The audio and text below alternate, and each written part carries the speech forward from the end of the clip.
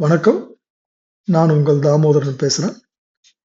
இன்றைக்கு ஜூன் 24ஆம் தேதி காலையில 10 மணிக்கு திருப்பதி பெருமாளுக்கு உண்டான ₹300 டிக்கெட் புக்கிங் செப்டம்பர் மாசத்துக்கு உண்டானது ஆரம்பிக்க போறாங்க.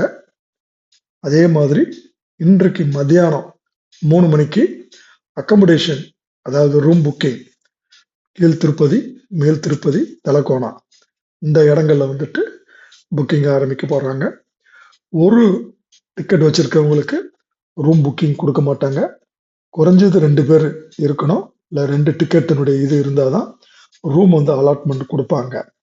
இந்த ரூம் ஆன்லைனில் கொடுக்கறதுக்கு உண்டான புக்கிங் தான் இன்னைக்கு மதியானம் 3 மணிக்கு.